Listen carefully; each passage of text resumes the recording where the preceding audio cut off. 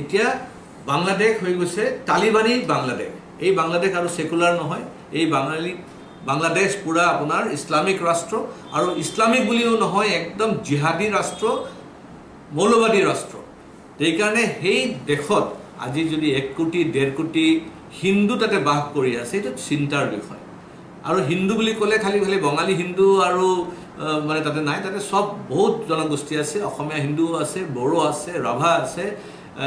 বহুত আৰু বেলেগ জনগোষ্ঠীৰ মানুহ আছে, চাকমা আছে, হাজং আছে। তো তেওঁলোকৰ ৰক্ষণাবেক্ষণৰ বিষয়ে কিন্তু এটা সঁচাকৈ মানে এটা চিন্তাৰ বিষয় হৈ পৰিছে। আনপিনে আজি ভাৰতবৰ্ষত আপুনি নিশ্চয় গম পাইছে যে পাৰ্লিয়ামেণ্টত বিল পাছ হৈ আছে ৱাকফ এক্ট মানে এমেণ্ডমেণ্টৰ কাৰণে। মোৰ হিচাপততো ৱাকফ এক্ট যিটো এমেণ্ডমেণ্ট হৈছে ভাল কথা, এটাতো কমচে কম নতুন এটা মানে আমি দিশ পাম ৱাকফৰ ক্ষেত্ৰত। কিন্তু ৱাকফৰ ক্ষেত্ৰত মই ক'ব বিচাৰিছোঁ যে ৱাকফ লেণ্ড আমি কিয় ৰাখিব লাগে। 1954ত জৱাহৰলাল নেহেৰু তেতিয়া প্ৰধানমন্ত্ৰী, তেখেতে ৱাকফ এক্ট আনিছিলে এমেণ্ডমেণ্ট কৰি পেলাই, আৰু তাতে কোৱা গৈছিল যে যিসকল মানে হিন্দু বাংলাদেশৰ পৰা মানে তেতিয়া পাৰ্টিশ্যনৰ পিছত আহিছিলে, বা যিসকল মুছলমান পাৰ্টিশ্যনৰ পিছত ইণ্ডিয়া এৰি পেলাই তেওঁলোকে ইষ্ট পাকিস্তান ৱেষ্ট পাকিস্তান গুচি গৈছিল, এই মুছলমানখিনিৰ যে মাটি আছিলে সেই মাটিখিনি ৱাকফ বোৰ্ডত তেওঁলোকে লৈ লৈছিলে।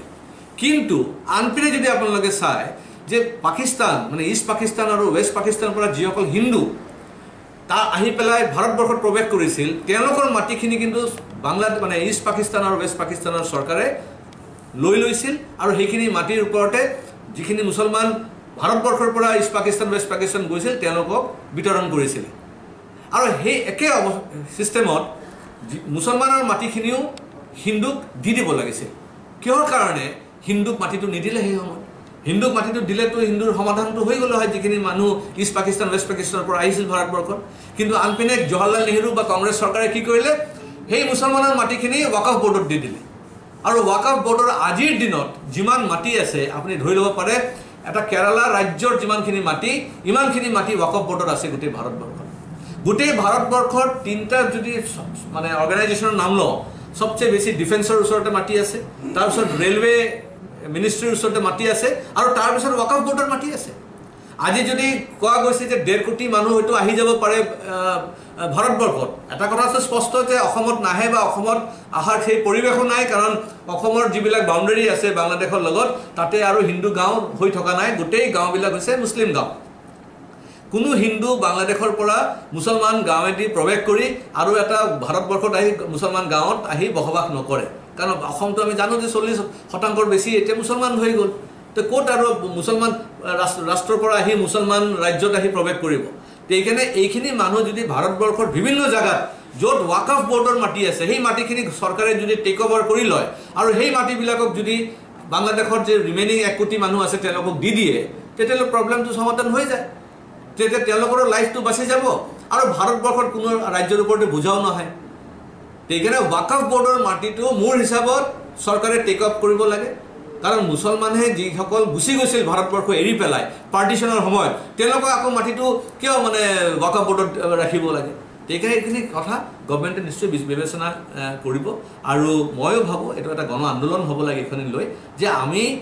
ধৰ্মৰ ভিত্তিত দেশ বিভাজন হৈছিল, ধৰ্মৰ ভিত্তিত তেওঁলোকে 2টা ইছলামিক ৰাষ্ট্ৰ লৈ গুচি গ'ল, তাৰপিছত তেওঁলোকৰ মাটি য'ত আমাৰ হিন্দু শৰণাৰ্থীসকলক দিব লাগিছিল সেইখিনি নিদি পেলাই গভৰ্ণমেণ্টে কি কৰিলে, কংগ্ৰেছ চৰকাৰে কি কৰিলে, বা নেহেৰু ডাঙৰীয়াই কি কৰিলে, মুছলমানকে দি দিলে আকৌ। আৰু ৱাকফ বোৰ্ডৰ এনেকুৱা এটা অৱস্থা, আজি মোৰ বাউণ্ডেৰীৰ বাহিৰত যদি কোনোবা যদি এটা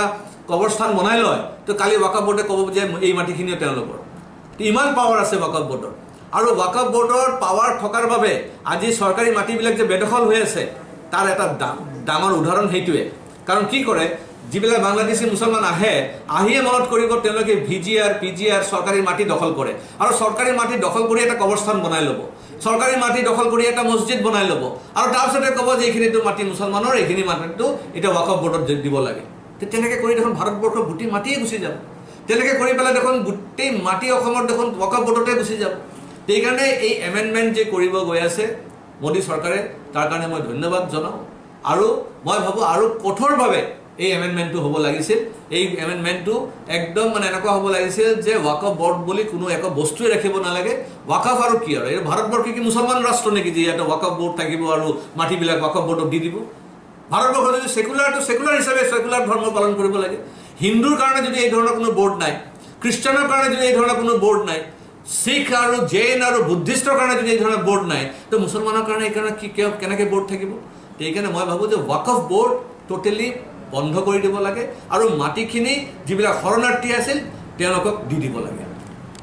অত্যাচাৰত যিসকল বঙালী হিন্দু মানুহ বা পাঞ্জাবী মানুহ বা আমাৰ বেলেগ ৰাজ্যৰ মানুহসকল যিবিলাক কনভাৰ্ট হৈছিল তেওঁলোকে কিন্তু বেছি আৰু মানে গুৰামী দেখাব আৰম্ভ কৰিলে আৰু তাৰ কাৰণে আজি বাংলাদেশত আমি দেখা পাইছোঁ যে টোটেলি এটা তালিবানী শাসন চলি আছে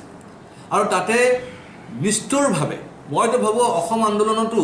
এই ধৰণৰ নিষ্ঠুৰভাৱে হত্যা হোৱা নাই যি প্ৰকাৰে আজি আমি দেখা পাইছোঁ আৰু ছাত্ৰ আন্দোলনৰ নামত এইটো আমি দেখা পাইছোঁ ছাত্ৰ আন্দোলন তেনেকৈ হ'ব নোৱাৰে ছাত্ৰ মানুহ কি ছাত্ৰ মানুহটো তেওঁলোকেতো নিজৰ শিক্ষা তেওঁলোকৰ নিজৰ দেশ বা নিজৰ সমাজৰ কাৰণে কাম কৰিব তেওঁলোকেতো হত্যা কৰাৰ কথা নহয় আৰু কি ধৰণৰ ষ্টুডেণ্ট তেওঁলোকে পয়দা কৰি আছে ঢাকা ইউনিভাৰ্চিটিৰ পৰা বা বেলেগ বেলেগ বিদ্যালয়ৰ পৰা আজি আমি নিশ্চয়তো দেখা পাই আছোঁ সেইকাৰণে বাংলাদেশৰ য'ত প্ৰাইম মিনিষ্টাৰ নিজে পলায়ন কৰিবলগীয়া হৈছে আৰু কৈছে যে তেওঁ আৰু ঘূৰি নাহে তাৰমানে তেওঁ নিজে ইমান মৰ্মাহিত যে এজন বাংলাদেশৰ মুছলিম প্ৰধানমন্ত্ৰী তেওঁ নিজে কৈছে যে মই আৰু বাংলাদেশত ঘূৰি নাহোঁ মই তাতে আৰু ৰাজনীতি নকৰোঁ তাতে বুজা যায় যে বাংলাদেশ সেই সেকুলাৰিজমৰ কোনো ধৰণৰ তেওঁৰ চিন্তাধাৰা নাই সেইটো তালিবানী বাংলাদেশ হৈ গ'ল তাতে ভাল মানুহ থাকিব নোৱাৰে সেয়া মুছলমানে হওক বা হিন্দুৱে হওক তাত ভাল মানুহ থাকিব নোৱাৰে সেইটো প্ৰধানমন্ত্ৰীয়ে প্ৰমাণ কৰি দিছে আৰু তাতে যে আৰ্মি কোনো কণ্ট্ৰল নাই তাতে পুলিচ প্ৰশাসন বুলি কোনো কথা নাই তাত মানে যাৰ হাতত লাঠি उसका भैंस বুলি এটা কথা আছে जिसका हाथ में डंडा उसका भैंस এই তেনেকুৱা এটা ৰাজনীতি তাত চলি আছে তাত ভাল মানুহ আৰু বাস কৰিব নোৱাৰে আৰু আমাৰ কাৰণে এইটো বেদনাদায়ক হৈ গৈছে এই কাৰণে যে আমাৰ ভাৰতৰ কোখৰ পৰা মাতৃৰ কোখৰ পৰা তাৰ জন্ম হৈছে এই ভাৰত মাতৃৰ কোখৰ পৰা এটা